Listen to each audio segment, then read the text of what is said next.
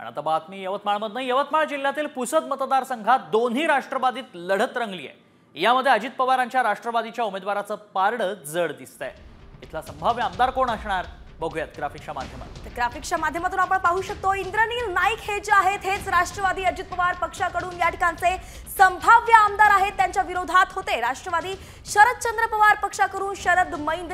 या विधानसभा मतदारसंघामध्ये खरं तर सख्या भावांमध्ये आधी लढत होणार होती, परंतु इंद्रनील नाईकांच्या भावाने नंतर माघार घेतली आणि आता आपण पाहतोय की तो निर्णय योग्य ठरला होता, कारण की या ठिकाणी संभाव्य आमदार म्हणून राष्ट्रवादी अजित पवार पक्षाकडून इंद्रनील नाईक हे जे आहेत विद्यमान आमदार तेच पुन्हा एकदा पुसदचा आपला गड राखताना दिसतात।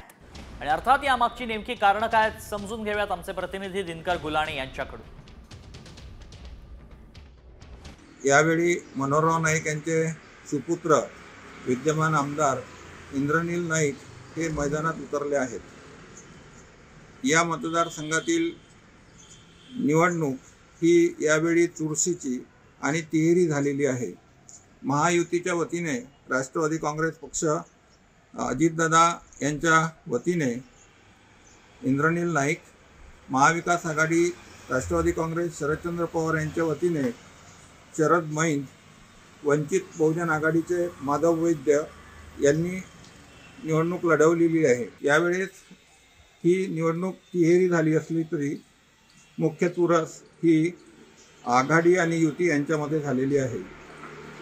या निवडणुकीचे वैशिष्ट्य असे की यावेळी बंजारा मते एकवटली आणि ती नाईकांच्या पारड्यामध्ये गेलेली आहे।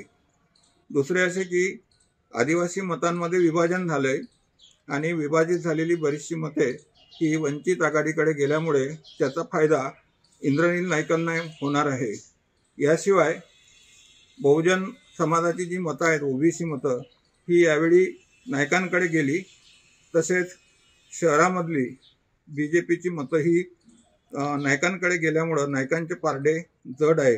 त्यामुळं यावेळी सुद्धा इंद्रनील नाईक हे पुसद विधानसभेतील नाईकांची विजयी परंपरा कायम राखतील असे सध्या चित्र आहे।